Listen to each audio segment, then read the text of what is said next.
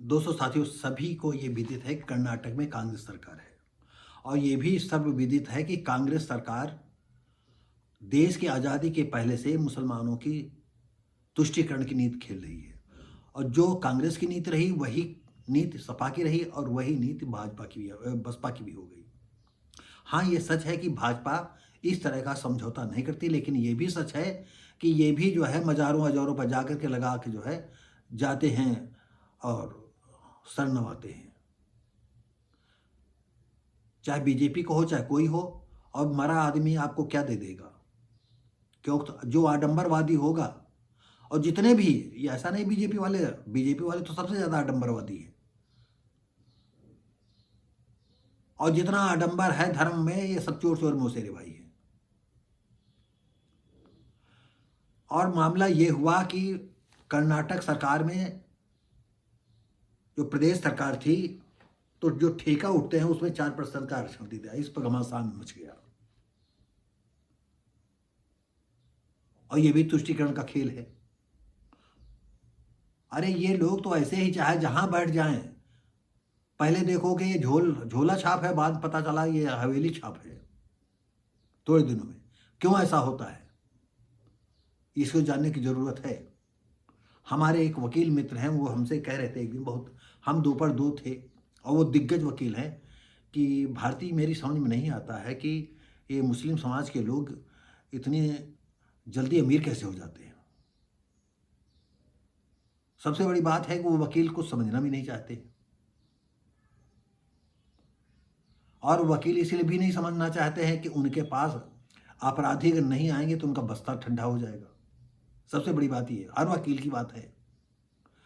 अगर उनके पास अपराधी नहीं पैदा होंगे धरती पर तो उनका बस्ता कैसे चलेगा? ये उनकी एक बहुत कमजोर कड़ी है, ये मजबूत नस है उनकी, तो वो समझना नहीं चाहते हैं। खैर, अलग बात है। तो दोस्तों साथियों, आइए हम अब कर्नाटक सिलसिले में जो है 4 आरक्षण के सिलसिले में जो कुछ बातें कही गई हैं उस पर हम नजर डालते हैं। कर्नाटक में मुस्लिम आरक्षण देश विभाजन के समान, ये निष्कांत दुबे बोल रहे हैं। भाजपा सदस्यों ने कांग्रेस शासित राज्य कर्नाटक में सरकारी ठेकों में मुस्लिमों को 4% आरक्षण समाप्त करने की आवाज उठाई है। बुधवार को लोकसभा में शून्यकाल के दौरान भाजपा के निष्कांत दुबे और तेजस्वी सूर्या ने कहा कि कर्नाटक सरकार का यह कदम देश के विभाजन के समान है। दुबे ने कहा, कांग्रेस ने 1937 में मुस्लिम लीग के साथ गठबंधन करके प्रांतीय सरकारें बनाने पर सहमति व्यक्त की थी, जिसके परिणाम स्वरूप 1947 में धार्मिक आधार पर भारत का विभाजन हुआ। बिल्कुल सही बात है। पहले देश में जात के आधार पर जनगणना की मांग की गई थी। अरे जात के आधार पर तो हम भी पक्ष में हैं। आप इसलिए नहीं कराना चाहते हो कि आपको मालूम हो जाएगा कि आप ब्राह्मण कितने हैं, क्षत्रिय कितने हैं, बनिया कितने हैं, और आहिर कितने हैं, कुर्मी कितने हैं, पासी और चमार कितने हैं, और कुल मिलाकर के शूद्र कितने हैं, बैक ओबीसी कितने हैं, एससी कितने हैं। कहीं ऐसा तो नहीं है कि आरक्षण बढ़ाने की जरूरत पड़ जाए, कि सारी जगहों पर तो आप बैठे रहते हो। खैर, ये लंबा प्रसंग है, दूसरा प्रसंग है।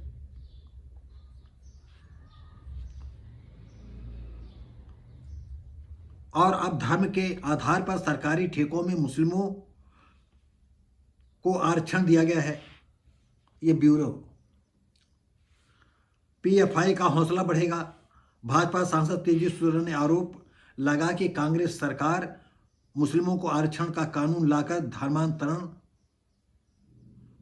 संगठन पॉपुलर फ्रंट ऑफ इंडिया वीएफआई व कर्नाटक फोरम डिग्निटी केएफडी के निठल्ले लोगों का प्रोत्साहित करेगा। तो दोस्तों साथियों, सबसे बड़ी बात यह है कि हर जगह धर्म परिवर्तन हुआ है, और ज़्यादातर दलित समाज के गरीब तबके आदमी, जिनको खाने को नहीं दिया गया, जिनको धर्म का इतना घूंटी पिला दी गई कि मरने के कगार पर हो गए, तो दूसरे लोगों ने उन्हें सहारा दिया,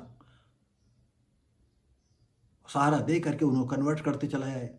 और सबसे बड़ी बात, अगर हिंदू जो छोड़ करके जाता है, हिंदू धर्म छोड़ करके जाता है, अगर वो दूसरा धर्म अख्तियार करता है वो कट्टर हो जाता है। मंदिरों के पास इतना पैसा है, देश के पास सवर्णों के पास इतना पैसा है, कोई अब देख लीजिए कितना घंटा घड़ियाल बज रहा है, गांव गांव घंटा घड़ियाल बज रहे हैं। यानी तुमको इस समाज को, शूद्र समाज को, दलित समाज को, आदिवासी समाज को मूर्ख बना रहा है। ये ज्यादा दिन चलेगा नहीं। अरे बकरे की मां कब तक खैर मनाएगी?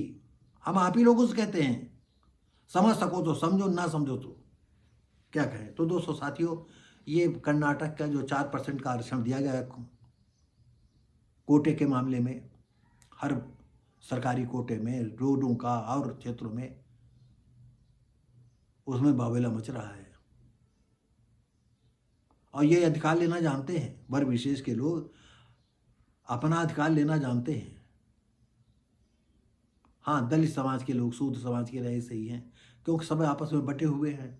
यहाँ सब हीरो हैं, सब पीएम हैं, सब गवर्नर हैं। यहाँ ये हालत है।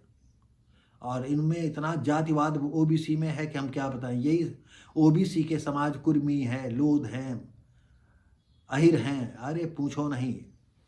ज़्यादातर तो यही इस समय जहाँ संपन्न है दलितों पर अत्याचार करते हैं। असली हिंदू धर्म अत्याचारों का गढ़, छुआछूतों का गढ़, ऊंच नीच का गढ़।